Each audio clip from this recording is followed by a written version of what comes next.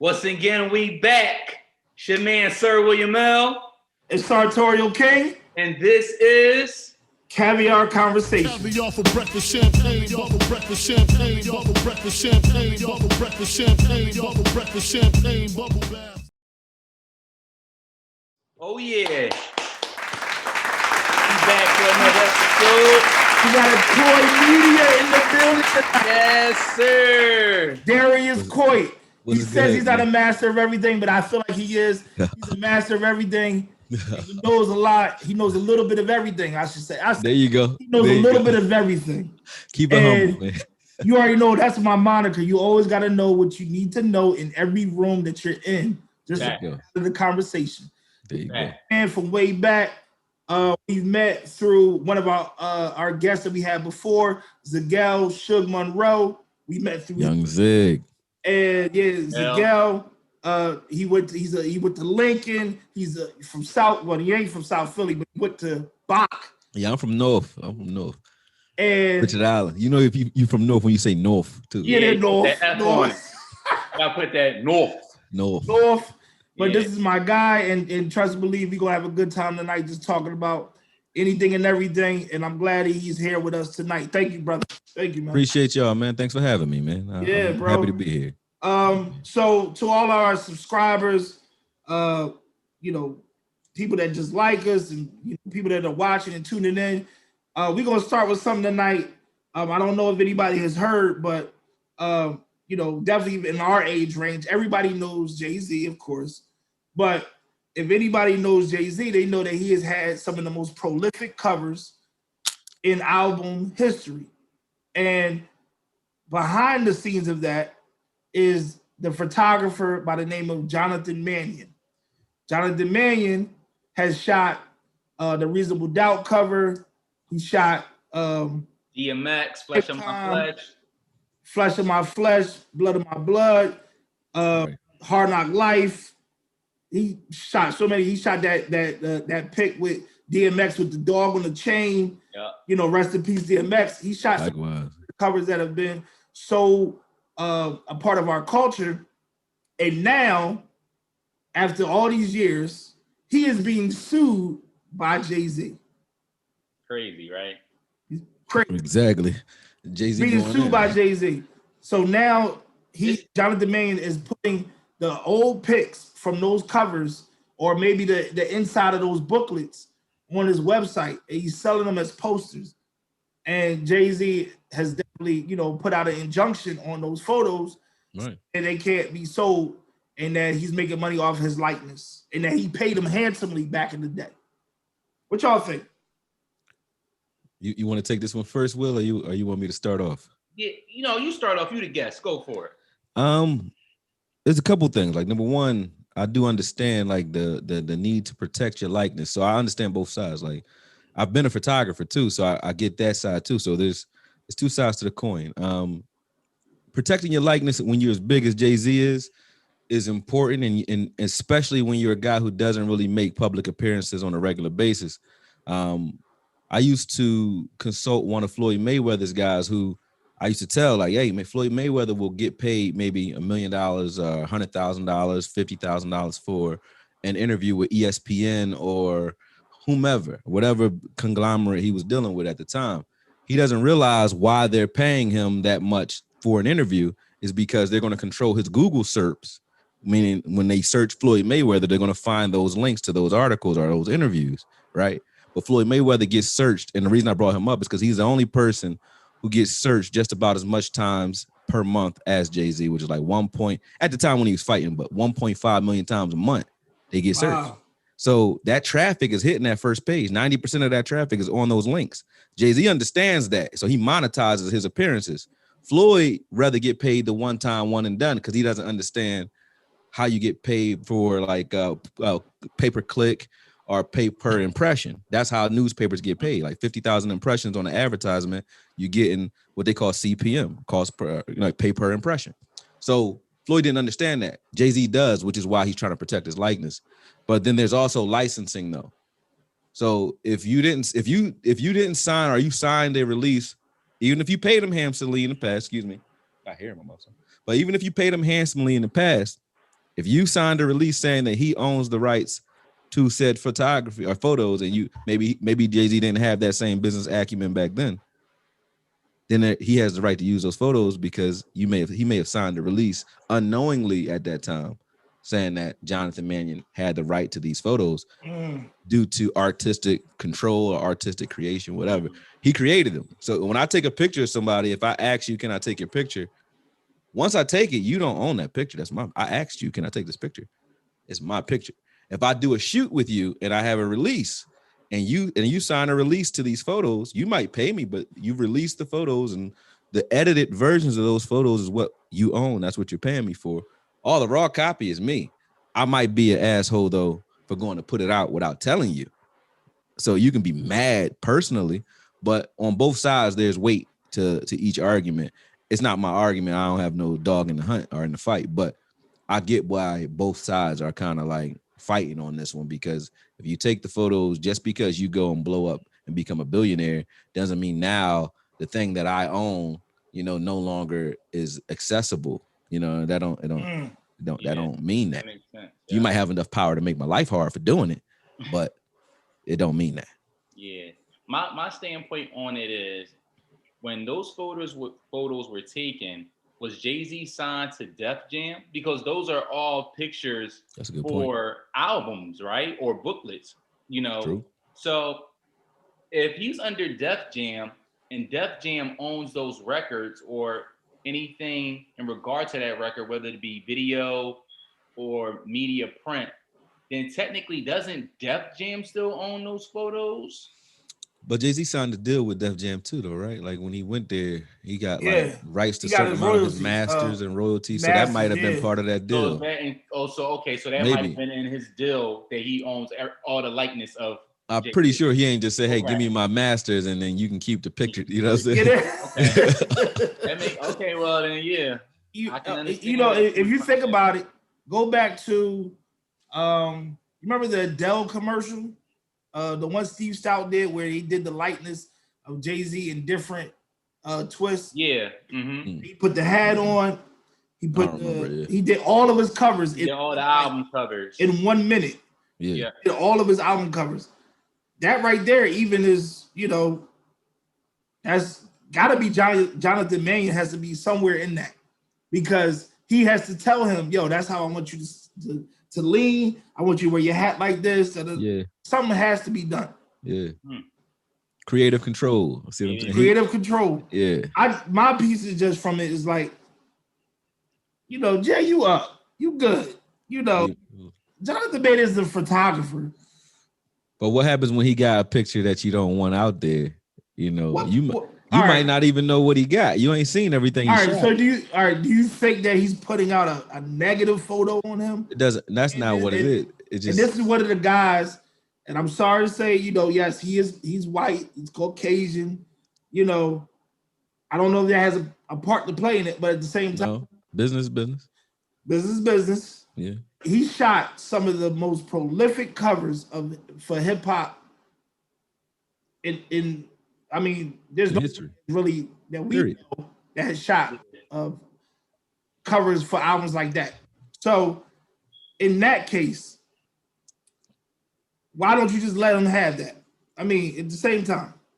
He ain't get where he got by letting people have anything. Have it. You know what I mean? And you can't just have. All right, so maybe one of you could tell me, what can Jonathan Mannion make from this that Jay would be missing out on? That's not it though. It's not about I think when people look at billionaires, they always look at it from a money standpoint, right? And at the end of the day, it's not necessarily about money. Like we all know that him using that money using those pictures to make money is not going to affect Jay in the slightest. I think it's about the business ethic and the moral of it. And that's what a lot of people miss in business. Like it's not about the money to a certain degree. It's about the principle. Like if we're cool, Rob, we're cool, Koye, and you have a picture of me and you use it, or you have something of mine, you use it, I'm going to be more upset that you used it without asking me. That's the principle of it. And I think that's where Jay-Z is coming from. Like, yo, I got to put my foot down. Because like Okoye said, like, yo, if I was just to let everybody use it, I wouldn't be where I'm at today. Like, you know what I mean? So I'm glad you said that, because from what I understand is that there wasn't any checking. There wasn't any, oh, Jay, you know what? I'm going to be logging your photos up on my website and sell them as posters. There wasn't. Nah. And beyond that, you're talking about the same guy who keeps his catalog off of YouTube and off of iTunes. You know what I'm saying? Like, so that he can monopolize his own image. He's not gonna stop with pictures. You know what I mean? It's not gonna stop there. He does it with his music. Why wouldn't he do? That's the way he operates. Like, as above, so below. As within, so without. Right? If that's the way he operates with music, it's not gonna change because we're talking about imagery now. His voice, it could be a speaking engagement. It doesn't matter. He wants control over his entire image, and he understands like the power of that. You know, the power, the impact of somebody else being able to use his likeness to direct his image in a way that they see fit is too much control for another man to have. It ain't about money. It's like, you get to direct my image. You get to. That's why I said certain images. It might not be a negative image. It's just you don't get to decide how my image will be laid out or portrayed anywhere. You know what I mean? And once, so is that why you think he doesn't have an Instagram account? There you go. Probably that too. Yeah, because he's giving out freebies for that. Like, you giving people just gonna screenshot that and use it. You know what I mean? He does, and it makes you accessible. I'm sorry, AKOYE. Go ahead. Now, he does have a Jay-Z like fan page or something like Somebody's doing that. Somebody else is doing that. Yeah. That's somebody else doing the work. He old school. Like, I'm like, yo, like, out of all the artists, there's so many artists that have, 20 million followers, 30 million followers, 5 million followers, whatever. And he's the only one that has not really subscribed to the whole social media game outside of Twitter. When he 48 laws of power, man. Using absence to create. See why I say he knows everything. Power, he knows a little bit smart of everything. This is why AKOYE is AKOYE. Yeah, the facts on that. That's how it came to be too. Yeah, you're actually right. Yo, so all right, so let's hit you with this. Let's hit you with this, Dave. Who are you listening to right now? Oh man, since we on music. Since we talk about a musical. What's the dude named Toby Ndukwe? That's his name. Ndukwe. I like my them. guy. I like them. I like that. Try Jesus. I saw him at the Bowery Ballroom. He's dope. Live. Oh yeah, I like them. That's the only, I guess, new guys that I could say I listen to. I'm a Kendrick fan, obviously. J. Cole new album. Okay, it was all right. I think All right, hold on. What? It was all right. You like the opening? It was just cool. It was an okay vibe. It was a vibey album. Like, he went. It's like he was. Okay. You don't curse on here, right? Yes, go. Oh, it was like he caught some. He was fucking Erykah Badu too, or something like that. You know what I mean? Because he switched up like Common and the rest of those guys that got into Erykah Badu world. He got a knitted hat. He got into the Erykah Badu world. His hair got long. I'm like, oh, he must be messing with the witches, man. But he's one of them albums that you light some incense and burn some sage. There you go. Okay. Yeah, it's like he went Talib Kweli out the room. Yeah, it was cool. But his last album, I love that one.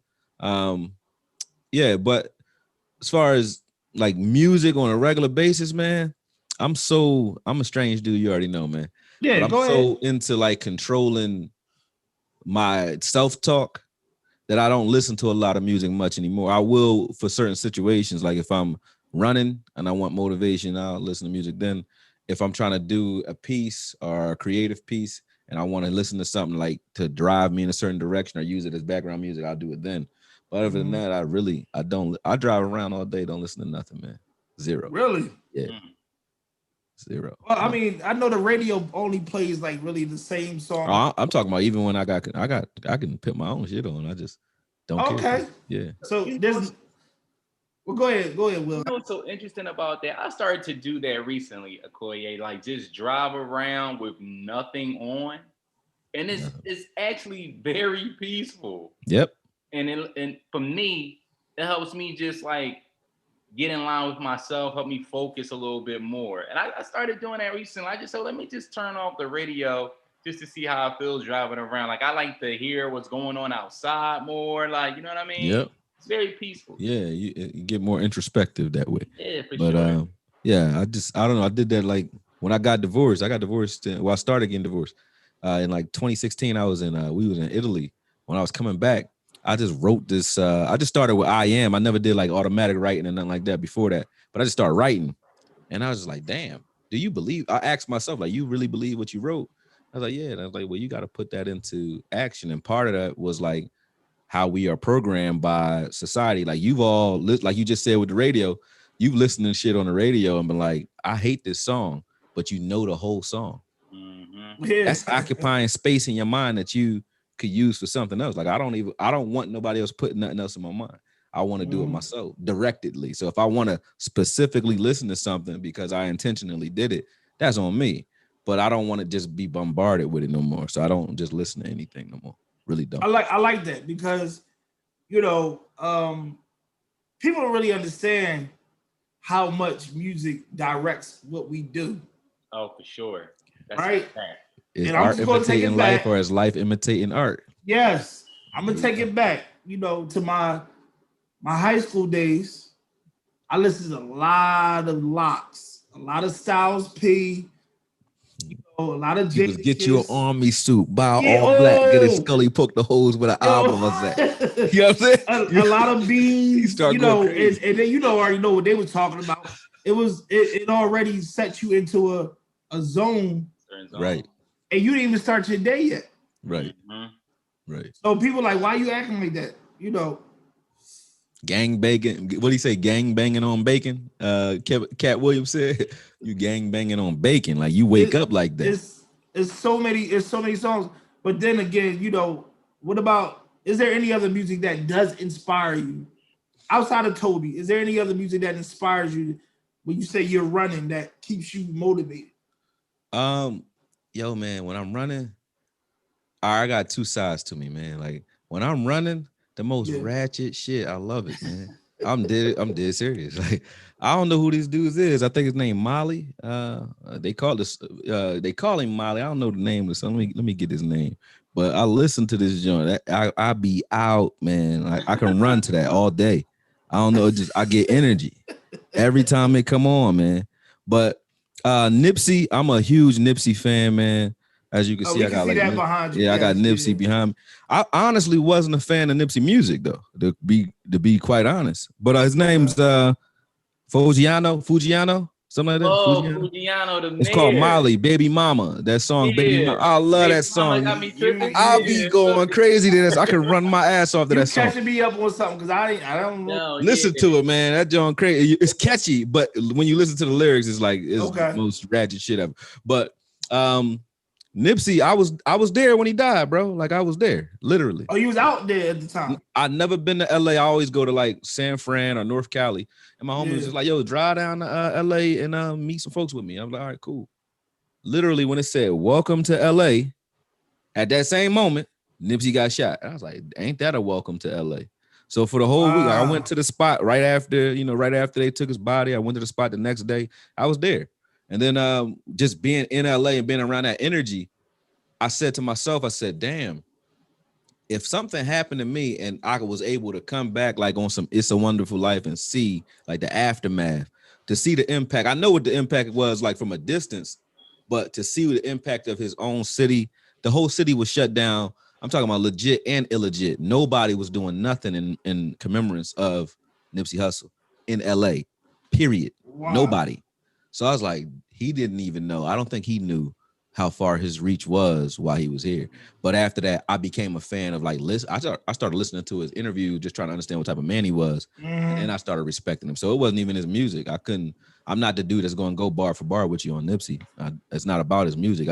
I like that impact because that's like the receipts. You know, that's your receipts right there. That's your flowers after, like, you know, whatever you were doing here, your karma is genuine. So you must have been genuine. So therefore I listen to what he says. You know what I mean? So I like him because of that, but I listen to like Victory Lap. I like that album. In this time right now, you know, I don't want to say we coming off a pandemic, you know, it's still, you already know what's going on out here. What are you doing for you, self-care wise? You know, everybody has to take care of themselves before they can take care of somebody else.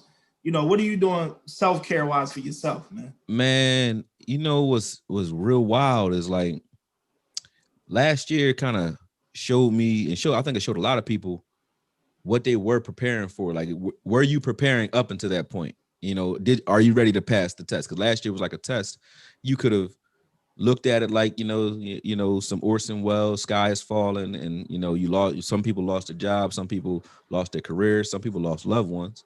I did myself too.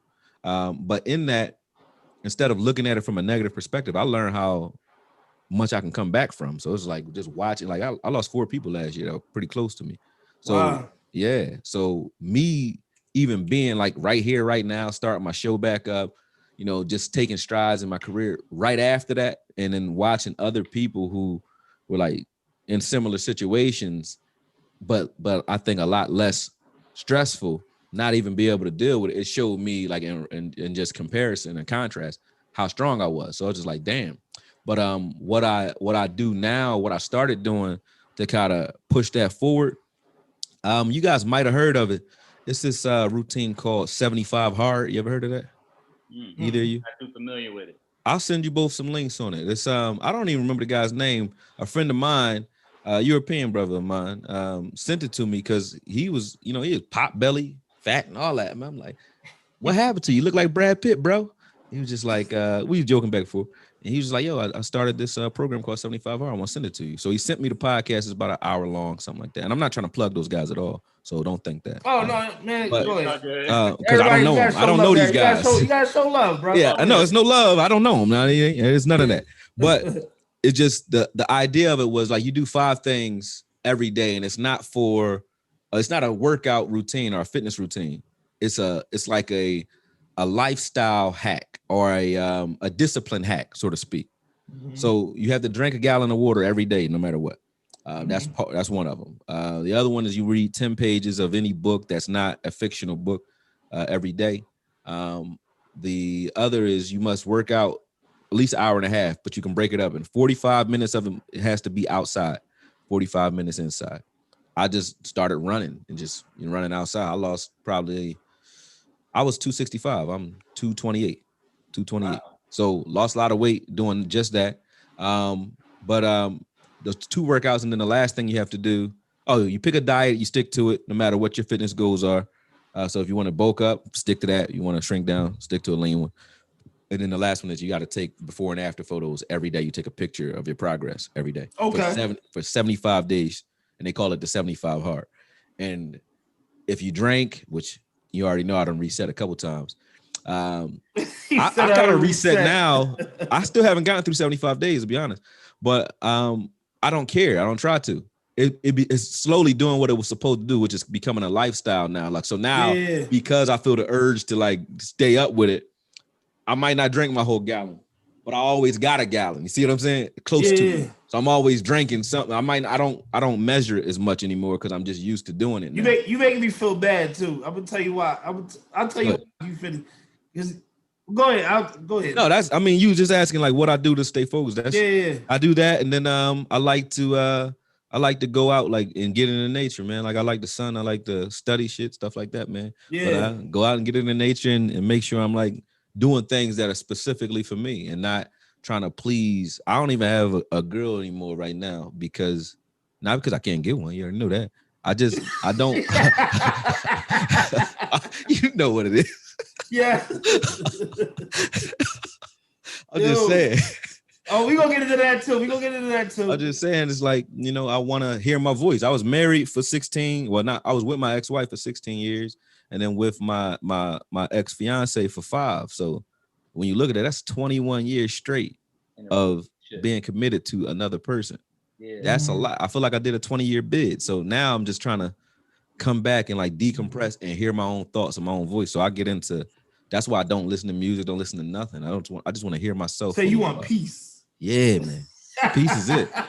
Peace is like, peace. That's like currency, man. You say peace is like, I didn't care for that when I was young. It was like, I wanted excitement. Now it's like, man, peace is like, I covet it. I say you make me feel bad because, our man Bill, you know, and Will met Bill, so he know what extreme Bill be on. And I sent 2 bottles to Bill of you know, some high-end like bourbons and stuff like that, just off GP. Yeah. And he was like, "Oh, fam," he's like, I'm you know, I'm not even right now till a certain time. Yeah. Damn, I was like, my bad. Like, yeah. But they got he was doing it too. Like he I think Bill got through like 45 days or 75. Yeah. But they got me focused at the same time. I was like, my birthday was coming. I was like, I ain't drinking nothing until there you go. Right. And Will been up in my area. Like I got the park right here. I'll go run out there. I'll just walk or whatever. And you're right. Being outside just changes your mentality. Yeah. Being out in nature, period. Yeah, for sure. Mentality about what's going on. But it made me feel bad. I was like, I felt like I was, trying to bring him back. I was like, no, I'm trying to uplift you, brother. My bad. Yeah. I'll say you some good stuff. So, Well, you got to test yourself on them journeys, right? You don't know if you really got there yet. If the presence of liquor would have made it comes to you. You gotta. I can withstand. Oh, all right, I got you. Yeah. No. So I'm glad you talking about self-care. Last week we were talking about what men do or what we got to do to keep our bodies up. Right. Will, what was you talking about, Will? You was talking about underarm. I was talking about body odor. Oh yeah.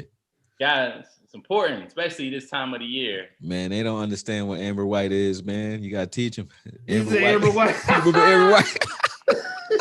You don't know nothing about that. You got to smell good out here, man. My piece is more so like just taking time for yourself. So if you need to get a massage, go get a massage. Just was talking about that. Wheelhouse to get it done,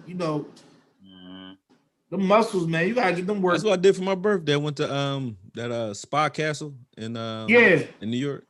I love that spot. That was dope. No, it's essential because people don't understand your body lock up, especially people that's always on the go. Your body lock up, and one thing for me, you already know I'm 6'3", so you can't go like little dainty on me. You gotta get to the muscle. Gotta get right in there. That is the question. Will, Darius, are you opposed to a male masseuse? Yes. Yeah, I am. I ain't even gotta think about it. I had one before though. that was on my birthday. A little Asian dude, man. Okay. But I would prefer a woman. That's not like I'm not like, don't you dare touch me type. Yeah. But I would prefer a woman, But what you say? You say yeah? Yeah, I mean, like I'm like Darius, like that's cool, like that's your job, brother, but just not on me today. Like, I think it's because of a little old Asian dude. I ain't feel no type of way. Asian, all right, right? You old man is this. He said he don't got no agenda. Yeah, I've been to. Yeah, but no, if he was if he was a suspect, I would have been like, no. Like, you know what's so crazy about that? Because if it's somebody in your age demographic of your culture, you're gonna be like, yeah, nah, bro. Let me get that little white lady right there. Yeah, like, you know what I mean? It just don't feel right. It just don't feel right. True. I'm only asking you because I've had massages in the past. I remember one time I was going to a spa and the person who I usually go to was sick, and they gave me this like little white guy, had glasses. He comes to my name, and I'm sitting there in that towel roll, drinking lemon water, and he says my full name is Robert James here, and I'm like, what are you looking for? And he said, you about to clean the room. You can come on back, and I was like, no, nah, I'm not. So I went back out to the front. I said, how much time would I have to sit to get someone else? They said about an hour. I said, I'll wait. Thank you. And it ain't even on no. Ain't nothing personal. Who I prefer to rub on me. That's 100%. You prefer a woman? Yeah, I get you on that. I'm the same way, brother. I prefer. You know what I mean? I need a woman.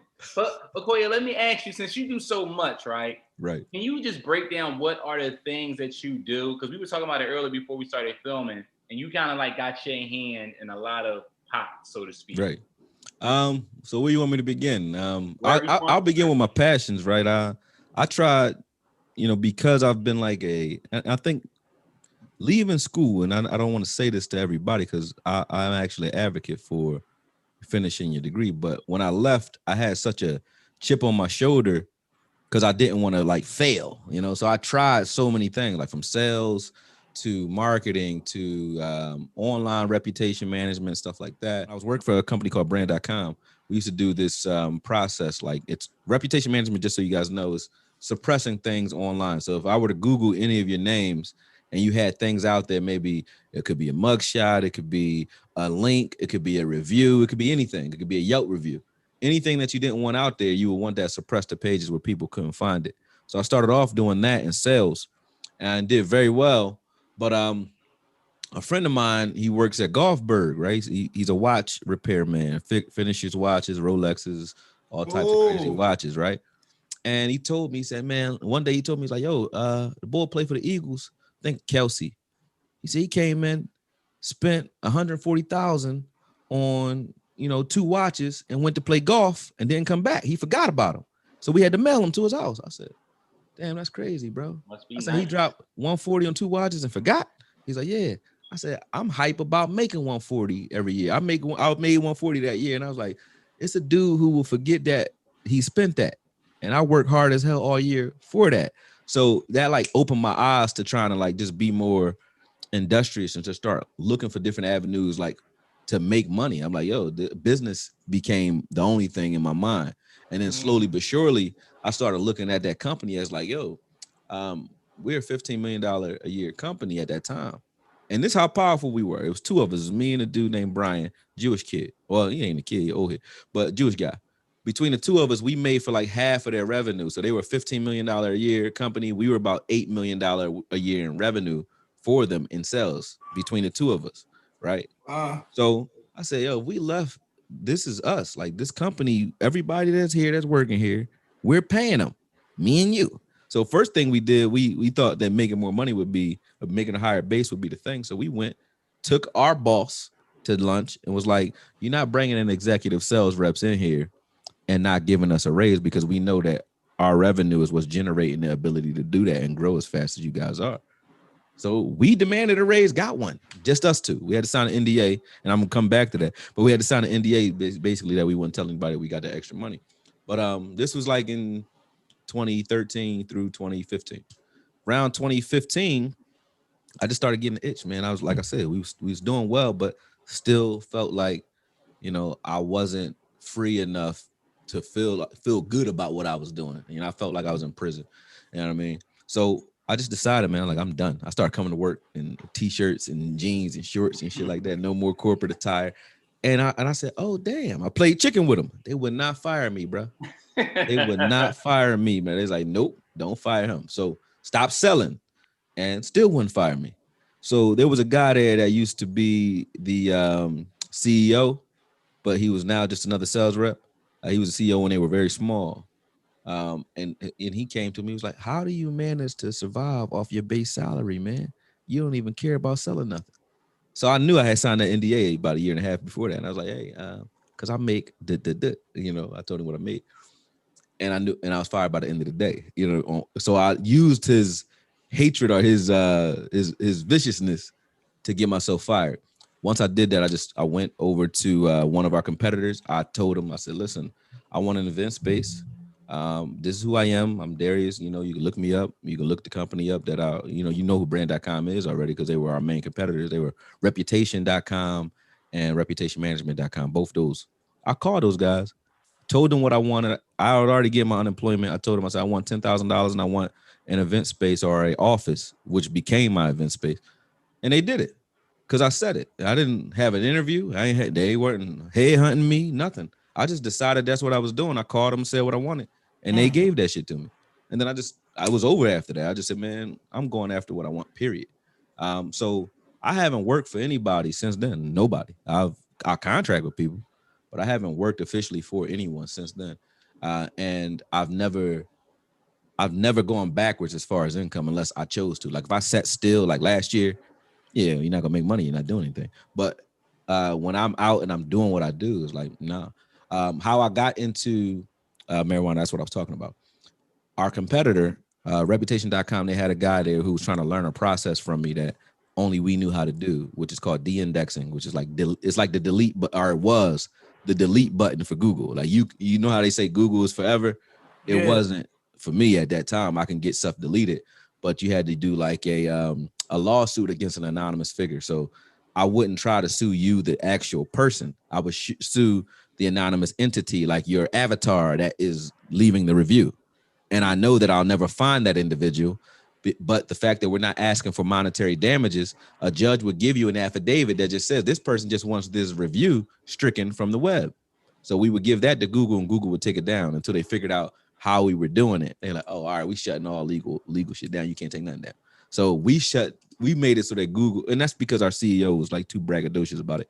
But we made it so Google shut down the de-indexing or legal process for you to actually delete things off the web. You can't do it anymore because we ran it up. We was making money off of it. But anyway, he wanted me to teach him that. So I taught it to him. And he's like, yo, come out, check me out. Went out to San Fran, flew out there to meet with him. He's dead now. Jason, rest in peace. He died of like liver poisoning. But went out there to meet him. And when I went to meet him, I gave him $50. I was like, man, go get us something to smoke, man. I smoke. So I was like, go get us something to smoke. We in San Fran, it's legal. Gave him $50. I'm thinking he's gonna come back with like two packs or whatever. He came back with 50 bags of weed. I said, where the hell did you get all this weed from? Wait, what? I said, I only gave you 50. How much you put to it? He said, no, these are all $1 over here. So wait. Oh, yeah, no, look at what that fucked me up. I gave him $50. He came back with 50 Nick bags, like $5 bags. He came back with 50 of those, 50 Nick bags of weed. And this is 2014, 2015. I said, where you get all this weed from for $50, bro? He said, this is how much it is out here at the dispensary. $1. These are $1. Each pack of those was $1. I said, oh man. So I understood instantly, like, the way they were living out there, they were normalizing that shit. Like there's a lot of dudes out there that's broke, that's living next to, industries. They just don't understand what it is and how to capitalize off of it. And the East Coast doesn't either. So bridging that gap, like I stayed out there after that. I stayed out there for probably 6 months. Some people like wine. I'm a wine enthusiast. I lived in Charlottesville for a while. Went to every wine tasting down there you could think of. Herb. Shout out to Lamar. Right. Right. That's our wine. That's our wine, guys. Lamar, but I like Lamar tree, man. I like having a jar there that I can sniff or whatever, even when I'm not smoking, because I really don't smoke that much anymore. But I like smelling it. It's like when some people go to the gas station and want to smell gas. I want to smell it. I never understood that though. Weird, man. I mean, I as a kid, I know, like, when you poured the gas a little too much over, I liked it too. Like I like it. I don't know what it is. It's not bad. It's like intoxicating. Like, yeah. What is that feel? I wouldn't want to smell like that all day though. Oh no, I won't want to smell like it at all. I like going to the just gas for the station. moment. You said for the moment. When I leave, I don't want to. Yeah. If you go to San Fran, you see this setup. There's nightlife setups over there that you would never even imagine because weed is so taboo here. You go over there, it's like you go meet a chick in San Fran, like, yo, where y'all at tonight? She'll be like, oh, we at Barbary Coast. I'm like, what's that? You go to Barbary Coast, it's a bar. It's a weed bar. You go there, it's touchscreen, everything. Look at touchscreen, everything. It's a bar. Hey, D. You said, and not like a hole in the wall. Everything that he need to hear. It's on the strip. You can Google it. It's on the strip. It looked like Ray's Boom Boom Room from Life. It looked like that. It's a whole bar. And you go in, it's a club. Everybody is a member. And I'm like, this is some shit that if I went to Philly and told about that, they'd be like, man, that don't exist. But that's the wave that's coming as they legalize from west to east. So I'm like, why wouldn't African Americans or anybody, but especially us, if we was going to be over here, everybody want to be a corner boy, why wouldn't y'all be planning on capitalizing on the industry that you already been kind of sneaking into in the first place? Yeah. Like, you legitimized yourself and created all this experience in a certain lane. You better be the one to capitalize off of it. Why wouldn't you be? And we're not thinking that way. We keep thinking along the line. Like, you see guys coming in with dispensaries and smoke lounges and stuff like that, little CBD lounges here, or you see all the Hindus have every corner on South Street with hookah lounges, and so they're preparing for something. They know what's coming, and it's unfortunate that we don't, because we're the ones who paved the way for it. But you know what's so interesting about that, man? I just feel like, you know, brothers like you are essential because you have that knowledge. Like, I'm over here like excited because I'm thinking like, yo, I'm gonna book a flight to San Francisco. Yep, you should. Just to see, and I'm gonna call you when I'm out there. Like, yo, it's like, where are we meeting you tonight? Barbary Coast, and you go in there, and it's wall to wall women in here, bad, and I'm not talking about hood bad. Nothing wrong with ratchetity. Feel like my ratchet. I'm from the hood, but I'm talking about bad. I'm talking about corporate bad, Silicon Valley chicks. Nothing but that. From all flavors, you know, white, black, Asian, and bronze, all of them. So I'm like, Jesus. It's amazing, man. Crazy in there. You know, like I said, man, you're a powerful brother with a lot of knowledge, because I would have never known him. Because me and Rob talk about that. Well, I talk about that to Rob a lot. Like, y'all want to get into that industry in some form of fashion. You just don't know where to start, but also you don't know all the other avenues, all the other branches that are attached to. You just hear dispensary, or your own strand and selling it. Nah, it's so much more than that. Like, yo, that I'm gonna take it back in two different ways. One, I want everybody to know everything is not happenstance by who comes on this show. This when I say people are my guy, this is my guy. Like, literally, you know, go back. I know I live here, but if something happened, I would go to Philly. Like, yo, what's going on? Boom. Right. I don't know if you remember, we was going to be roommates at one time. Yeah, we was about to live together, man. We was about to live together, dog. We was looking at a loft in Northern Liberties together. Yep, Fishtown, I think. That heating bill was crazy. Yeah. No, I ain't even joking. Me and him went to go look at the spot, and we asked the realtor. We said, "Yo, what are we looking at on a heating bill?" She told us. She said, "Well, it's a lot of wind that comes in the winter." And this was summertime. I remember we had a balcony that wasn't a balcony. You opened the door, and you couldn't go outside. The bill. We said, "Whoa." Yeah, this all. We said, "Yo, we had to look at something else." Right. Yo, right in Northern Liberties. I mean, before even popped off though. Yeah, I remember that. And I'm gonna share a story. You can stop me when you want me. Go ahead. You can shout me a story. So I just say this is a funny story though. We were at a bar on 19th Street. You talking about Keys? Oh, tell the story. Go ahead, tell the story. We were at a bar on 19th Street, Will. Oh, man. And we was in there with my man Shug. We was all in there. Yep. And we meet some girls. And you know, the girls is flocking. They loving us. We having a good time. We getting whatever. But I'm saying this because this is a humbling moment. This is a humbling moment. So, you know, I'm like, all right, I'm thinking I'm good, whatever. I meet this girl. And then we all vibing. At the end of the night, we walk up to the garage. Yep. You know the garage, actually, Will. This is right across from the hotel I was staying at when we shot the visual. Okay. That right there, that where the Enterprise is, right? Yep. So we walking into the garage. And so, you know, I'm sitting at the car. And she tells my man Shug to go get D. And I'm like, why she tell him to go get D? And she tells my man D, yeah, I want your number. Yep.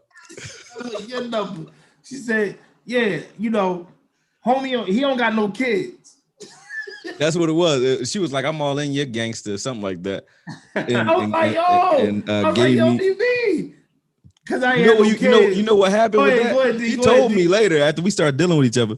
She told me, she was like, you would start going in. And I guess like before you peep the scene, you ain't look before you leap. So before you peep the scene to see if she had some kids, you had started going in on chicks who already had kids. And she was just sitting here like damn, like he was murking her. So that's what happened. Like that's why she did it. You start going in like, you know how the youngest be having, you know, kids out of wedlock, blah, blah, blah, blah. You were just going in, and she was like, damn, like you rock me with that. So that's what had happened. It wasn't even like, it wasn't no slide shit, nothing. It was like, no, I know. I know you know that, but I'm just saying that's what had happened. That's why she now. I understand that now. Man, I did you and only because I did you a major favor. I'm gonna tell you that. Oh yeah, I know that, dog. And because it's my man, and he was and not only that, he was 100 with me, though. It wasn't like a backdoor tip. Oh no, it wasn't none of that. Yeah, and he just told me what it was, and Suge tell you, he was like, "Hey, yo, I ain't gonna hold you. Shorty don't want you. She wants." Don't even waste your last breath, dog. Yo, that joint was hell. Yo, we laughed about that joint for like a month, dog. Yeah, that was some crazy shit, man. That joint was hilarious. I knew that's what you was hitting me. He's like, I was like, oh yeah, this gonna be key. I knew this was coming on this one. I was like, this gonna be funny. We talk about the grand moments, and we also talk about the moments that we learn from. Yeah, man, 100%. We was young boys. We was out there just hanging out, clubbing and going crazy, yeah. And if you, I don't know if you saw, but we had my man Philly Nate 215 on, who was the bartender at Copa's. Oh, I remember Copa's. We was there when we were going in there heavy. Yeah. When they was living on 4025. So I reminded him of some of the things. He was like, yo, I remember that night. He's like, I remember that night. I was telling him about the night where we saw Beanie Siegel in there, and his crew was stomping some dude out in there. And he was like, yo, I was there that night. I was one on South Street or one up Grant? On Spruce. Yeah, Spruce. Oh, all right. I got you. University of Penn. Yeah. I don't think I was there that day. I was about to say, like, when he not? Yeah, I think I heard about that, though. I remember that story. We were in there. Was I there? I don't know. You might have been. I don't remember it. I don't know. Sure. I heard that story, but I can't remember seeing it. Yes, Beans was in there with his homies, and his homies did some guy in dirty, like not, but his guy he jetted real quick because the cops was about to come. Yeah, he knew what was up. Yeah, he was like, he knew. He's like, I had to get out of there. Yeah, he's like, all right. So just because I want to be mindful of our time, every show since we've done it, I gotta ask people, what's your porn name, dog? But porn name, or if I had one, how you make one? I know it's a science to it, right? Yeah, it's a dog that a dog growing up in the street you grew up on. The favorite dog growing up. It ain't gotta be a favorite dog. It just, if you had a dog growing up, and his name or the type of dog. The name of the dog. Oh, I got a dog. All right. Bash Natrona would be my name there. Bash Natrona. But my name is a porn name though. My name is Darius, right? So that's like wealthy when I look this up, right? But my last name, even though I trace this back though, my last name ain't really Coit. It's like Kayate or something like that. Some coital? Coital. So my name is Darius, which is wealthy when our king, fucking, and coitus. Coitus means intercourse. So my name is King of Fucking. That's my real name.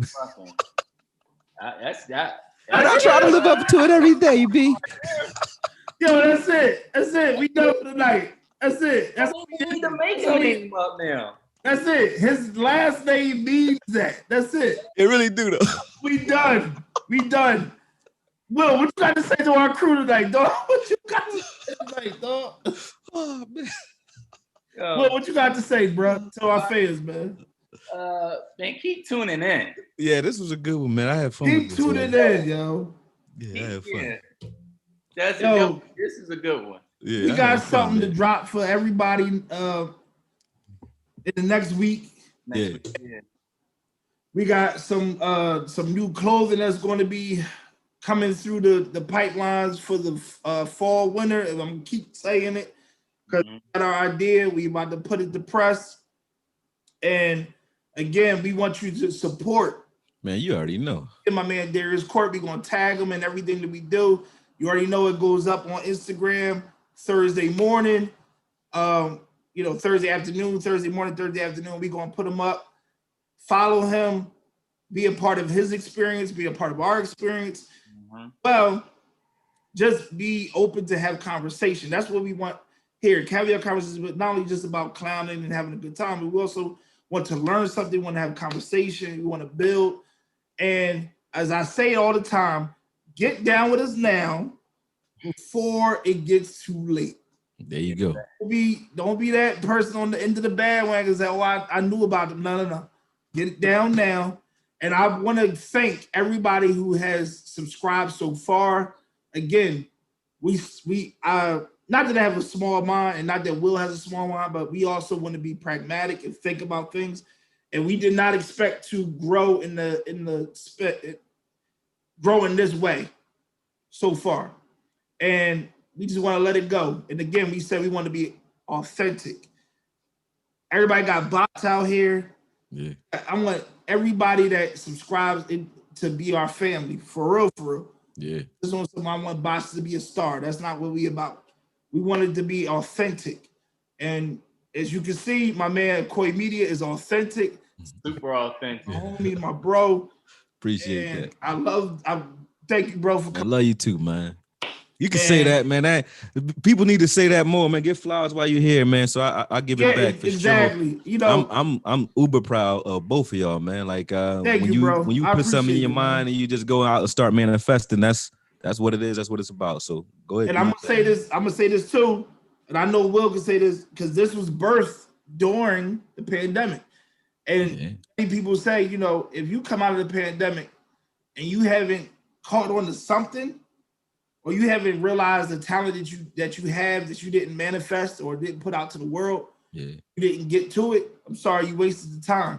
Yeah, you did. Talking, and I don't know if you know, but this is birthed actually out of my cousin. My cousin was homies with Will first, and me and Will would be at cookouts talking about business. Right. Everybody was drinking, getting sloshed, and we'd be like, yo, that's where the money at. Yeah, right. For real. Right. And then one time we was just tired of it. We was like, yo, let's get busy. Right. So we put up and shut up. So now it's here. We put it into fruition, and we just trying to go further and grow it. And again, like I said, we thank you for coming on. I'm going to our subscribers, their love. Thank you. Tune in this week. I hope you're blessed this week. And again, this is Caviar Conversations. Caviar and cream, cop up. Just let you know, you got the gear. It's more coming. And we thank you. Will, you want to say anything before we go? Well, yeah, thank you, my brother, for coming on here, bringing that energy, bringing that information, bringing that positive vibe, man, giving me a new perspective on how to think about things also. Thank you. Bob, as always, great job, my brother. And I think we should end it with a caviar toast. Oh, caviar toast. I got the red cup. He got the glass. He got the mug. There you go. Caviar. Caviar moment. Let's get it. All right. Again, this is Caviar Conversations. Everybody have a blessed week. Be diligent in what you do. And love your family. Love you. Peace out. See you next week. Peace out, man. Caviar for breakfast, champagne, for breakfast, champagne, for breakfast, champagne, for breakfast, champagne, for breakfast, champagne, bubble bath.